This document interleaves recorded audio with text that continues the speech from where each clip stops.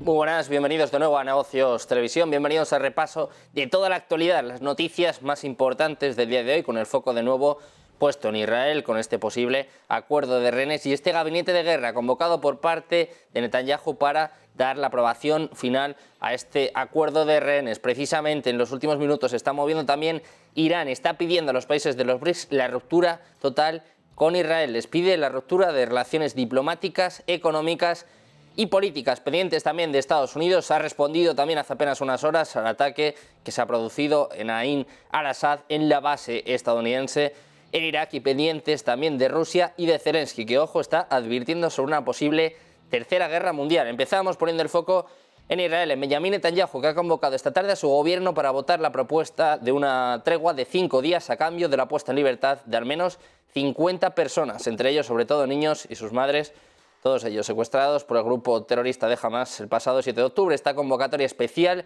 y las declaraciones en Israel se unen al optimismo expresado este martes por Qatar y Hamas sobre un alto el fuego en la franja de Gaza. De hecho, el propio Biden, el propio presidente de los Estados Unidos, decía esta misma tarde que el acuerdo está muy cerca. Hay varios medios informando de que los ministros se están reuniendo para dar la aprobación final a un acuerdo de liberación de rehenes con Hamas. Se espera ampliamente que se apruebe un acuerdo de este tipo. De hecho, el propio Netanyahu ha dicho que están avanzando hacia un acuerdo, pero eso sí, dice que no cree que deba decir demasiado, pero espera que tengan buenas noticias pronto. Seguimos hablando de Israel, hablamos en este caso del ministro del Gabinete de Guerra, Benny Gantz, que ha dicho que el regreso de los rehenes es un factor clave que puede ayudar a Israel a ganar esta guerra. Dice Gantz que están en días extremadamente sensibles para la sociedad israelí. Esto es lo que ha afirmado durante una gira militar por el norte de Israel. Apunta Gantz a que la devolución de los rehenes es una orden moral y también una parte integral de la resiliencia que va a permitirles ganar esta guerra. Dice además que es importante decir que especialmente en estos días la sociedad israelí en su conjunto, derecha e izquierda, está orando y deseando el regreso sano y salvo de los rehenes. Dice que están haciendo todo lo posible para devolverles lo más rápido posible y que además van a seguir luchando y haciendo guardia hasta que logren un cambio en la realidad de la seguridad en el sur, y que esto, eso sí, va a llevar todo el tiempo que sea necesario. Seguimos con más noticias, seguimos hablando de Israel. El ministro de Seguridad Nacional, Itamar Ben-Gvir, ha emitido una declaración advirtiendo de que el supuesto acuerdo de rehenes está tomando forma. Precisamente esta misma mañana hemos tenido con nosotros al portavoz de Israel, hemos tenido a Ilon Levy con nuestro compañero José Wisner, hablando de una posible pausa temporal, pero también advirtiendo de que será necesaria la liberación total de los rehenes. Escuchamos al portavoz de Israel. There will be no temporary pause in the fighting without a massive release of our hostages. That is our demand. We're willing to consider a temporary pause in order to get those hostages out. We're desperate to get our children back. But this war will ultimately end with the total destruction of Hamas. Because on October 7th, Hamas perpetrated the deadliest terror attack in world history after 9/11. They brutally, sadistically murdered 1,200 people, and then they promised to do it again. So this war will end with the return of our hostages and the total destruction of Hamas. That is the only way that all of this... Precisamente en la misma línea hablaba el ministro de Seguridad de Israel, diciendo que está muy preocupado porque se habla de algún acuerdo, pero están manteniendo al margen de los detalles algunos ministros, y además dice que no están contándoles la verdad. Apunta a que los rumores dicen que Israel va a cometer nuevamente un gran error similar al acuerdo Salit de 2011. Además, dice Ben-Gvir estar preocupado porque un acuerdo podría provocar un desastre, citando esta posible liberación de prisioneros palestinos. Además, dice que puede permitir la entrada de combustible a la franja de Gaza. Hablamos de Israel, seguimos hablando en este caso de que Wall Street Journal ha informado este martes, citando a funcionarios israelíes, de que las FDI han desplegado 100.000 soldados en la frontera con el Líbano. El ejército israelí y los residentes fronterizos presionan a Netanyahu para que elimine la amenaza de Hezbollah. Mientras tanto, el primer ministro se resiste a las demandas de tomar medidas en la tensa frontera con el Líbano, al tiempo que sigue emitiendo advertencias a las fuerzas respaldadas por parte de Irán. Hablamos precisamente de Irán, precisamente en un momento en el que se está hablando de que las fuerzas militares de Irán estarían en la alerta. Se habla también de un despliegue, desde luego, enorme, monumental por parte del ejército. Ha habido hace apenas unos minutos una declaración oficial del presidente iraní, de Ebrahim Raisi, precisamente después de que las Fuerzas Armadas hayan elevado su nivel de alerta y hayan lanzado un gran ejercicio militar, Raisi dice que los países occidentales siguen armando y siguen apoyando a Israel y obstruyendo el proceso de alto el fuego. Dice que las prácticas de ocupación en Gaza son terrorismo y exigen que el gobierno y el ejército israelíes sean clasificados como entidades terroristas. Además, la noticia, lo más importante, es que han pedido a los Estados miembros de los BRICS que rompan relaciones políticas, económicas y militares con Israel. Exigen que los funcionarios de Israel sean juzgados por cometer crímenes de guerra contra los palestinos en Gaza y además, dice Raisi, que creen en la necesidad de formar un gobierno palestino independiente a través de un referéndum entre los propios palestinos. Seguimos con más noticias, seguimos poniendo el foco, en este caso en Irán. El comandante del Cuerpo de Guardianes de la Revolución Islámica de Irán ha asegurado que Israel ya ha sido derrotado por la resistencia del pueblo palestino y por sus propios errores. Según el general iraní, el enemigo ha sido derrotado por la resistencia del inocente y fiel pueblo palestino y por sus propios errores. En este sentido, ha señalado que con una operación terrestre las fuerzas de Israel se han puesto al alcance de los combates palestinos dentro de Gaza, como resultado de lo cual, dice, al menos 15 tanques y varios vehículos de transporte de tropas han sido destruidos y algunos de ellos mueren cada día. Dice, de hecho, que los palestinos van a salir victoriosos en la batalla con Israel. También ha señalado los bombardeos israelíes contra personas inocentes en Gaza y Salami ha puntualizado que Israel ha fracasado en lo que respecta a la moralidad y que ha sido aislado políticamente y además ha actuado estúpidamente en términos tácticos. Seguimos con más noticias, pasamos en este caso de Irán a hablar de Estados Unidos, que se encuentra en un territorio inexplorado al abordar la guerra entre Israel y Hamás, mientras Joe Biden se vuelve cada vez más crítico con Israel en medio de presiones para frenar sus acciones en Gaza. El exdirector del Consejo de Seguridad Nacional de Estados Unidos apunta que a medida que avanza la guerra, Biden está más inclinado que antes a presionar por la moderación, ahora que Israel ha tenido un éxito militar bastante claro. Esto es lo que dice Michael Doran, que fue director senior del Consejo de Seguridad Nacional durante la administración precisamente del presidente George Bush, donde coordinó la estrategia estadounidense en Oriente Medio. Dice que Biden está enfrentando circunstancias sin precedentes en el Medio Oriente para lograr un equilibrio y que esto además incluye proteger las bases estadounidenses en Medio Oriente de los representantes iraníes que han llevado a cabo repetidos ataques. Apunta también Doran a que las manifestaciones en Estados Unidos podrían causar problemas a Biden en las urnas en 2024 entre los votantes musulmanes, especialmente en Michigan.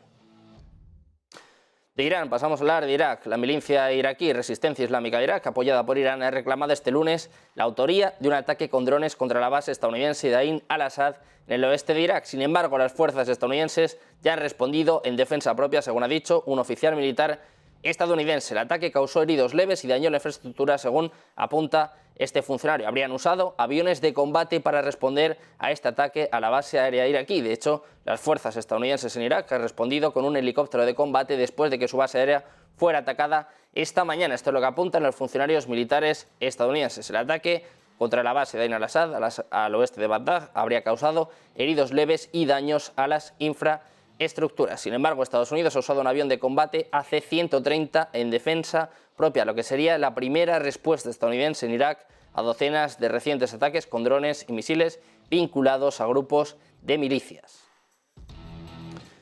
Y seguimos hablando de Estados Unidos. El ejército estadounidense está probando un nuevo y potente misil que eventualmente reemplazará los sistemas de misiles tácticos del ejército, un arma que hizo su debut en el campo de batalla en Ucrania el mes pasado en un ataque efectivo contra la flota de helicópteros de Rusia. El programa Precision Strike Missile ha estado en proceso durante algunos años y está destinado a proporcionar a las unidades de artillería de campaña apoyo ampliado de largo alcance y capacidades de ataque profundo. Durante una demostración la semana pasada en el campo de misiles White Sands, en Nuevo México, el misil superó un vuelo de prueba de calificación de producción. De hecho, el ejército dijo en una declaración del 16 de noviembre que disparó la variante básica del misil, llamado Incremento 1, desde un sistema de cohetes de artillería de alta movilidad M142, en una prueba que demostró ataques exitosos a objetivos. El servicio dice que los resultados preliminares muestran que el misil se desempeñó nominalmente en términos de trayectoria de vuelo prevista, letalidad, ángulo de ataque casi vertical y altura de explosión, y se espera un informe de prueba final que tendrá lugar en el mes de diciembre.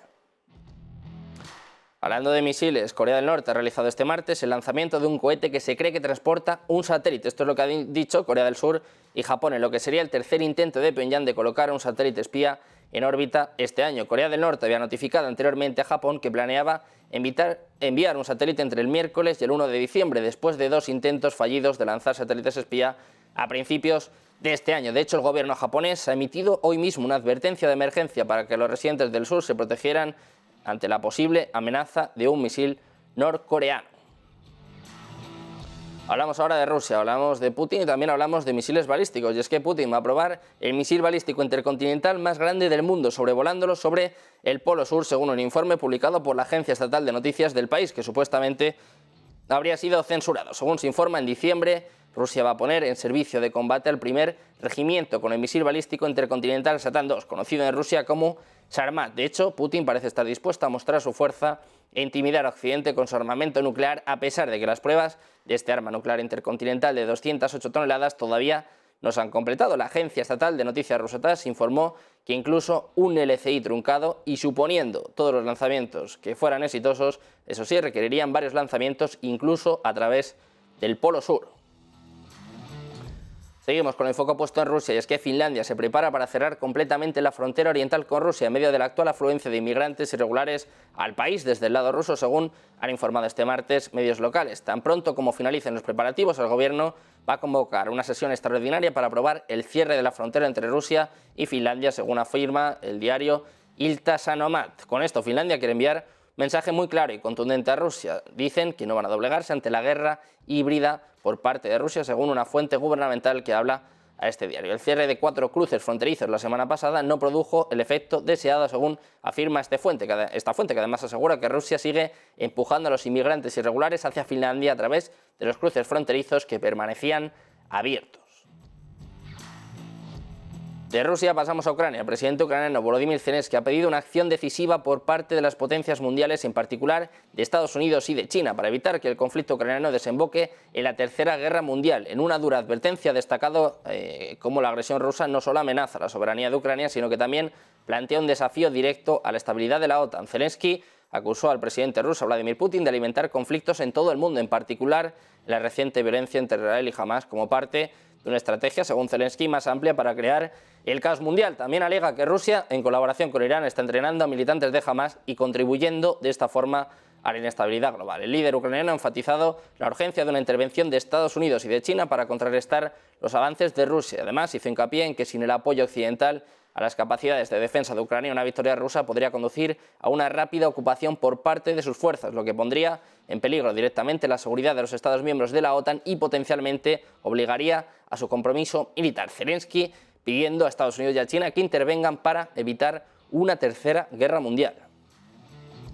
Pendientes también de los BRICS, Sudáfrica ha acogido hoy una cumbre virtual del Grupo de Naciones este martes para discutir la guerra entre Israel y Hamas. Putin ha subrayado que ahora es importante que otros países no se vean arrastrados a la guerra. Además, dice que la geografía del conflicto no se puede expandir. Dice Putin que la tarea más urgente ahora es lograr una tregua sostenible y duradera y que para lograr ese objetivo hay que unir los esfuerzos de la comunidad internacional. Ha insistido en que los intentos de Estados Unidos de monopolizar este arreglo del conflicto han fracasado y dice además que la historia ha demostrado claramente el carácter inviable y contraproducente de los intentos de Estados Unidos de desenredar el nudo palestino. También habla del presidente chino Xi Jinping, que ha pedido que se termine el castigo colectivo contra la población de la Franja de Gaza, incluidos los desplazamientos forzados y el bloque de los suministros básicos como el agua y la electricidad. Dice sí que deben cesar los castigos colectivos a la población y que además la privación de agua, electricidad y combustibles son crímenes. Dice que China cree que el conflicto debe terminar para evitar la muerte de más personas. El presidente chino también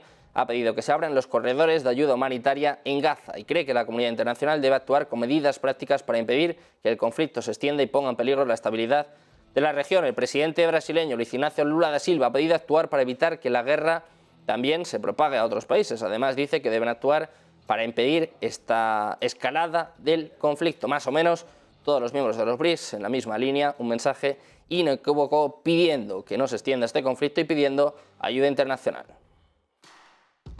Hablamos también de Javier Milei. 2 días después de resultar electo presidente de Argentina, el líder de la Libertad Avanza se ha reunido hoy junto al jefe de Estado, Alberto Fernández, en la Quinta de los Olivos. El economista ha salido a su búnker de campaña para cruzar la ciudad y llegar a la residencia presidencial, un encuentro que sirve como un espaldarazo. La transición se ha dado antes de la apertura de los mercados, en unos mercados que han venido con subidas importantes, la bolsa argentina disparada, y nos va a explicar los detalles nuestro compañero Javier Luengo.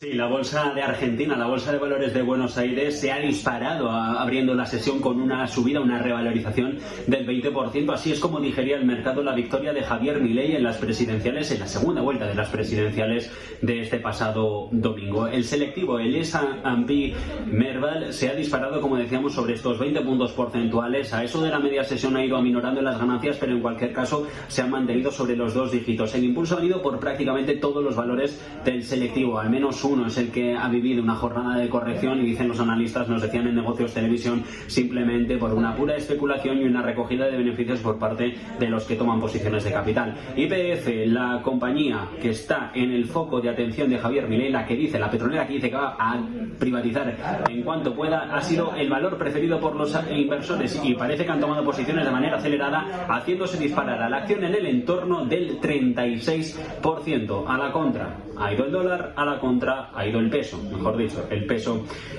entre esos avisos de Milei de dolarizar la economía. El dólar blue, eso sí, que se negocia de manera paralela a la oficial, se vende por encima de los 1.000 pesos el billete verde, un 10,53% más respecto al precio de cierre del pasado viernes, la última jornada de negociación, recordamos, en la bolsa de valores de Nuevos Aires. Privatización masiva de la que ya avisa Milei, que no es una novedad para el país y tampoco para la petrolera, para, como decíamos, YPF, que ya fue privatizada en los 90 bajo el mandato del peronista Carlos Menem, cuando el país sufría un periodo de hiperinflación, básicamente algo similar a lo que tenemos hoy. La compañía, tras estar en manos de Repsol en 2012, fue renacionalizada por el gobierno de Cristina Fernández de Kirchner y ahora parece que el mercado lo que está esperando es que se vuelva a poner a la venta. Los analistas de Citi ya prevén una depreciación del peso argentino para febrero del 24, riesgo que para muchos pasa por liquidar sus pesos con los que comprar billetes verdes en el mercado negro, con los que dolarizar la economía que pretende hacer de manera oficial Javier Milei.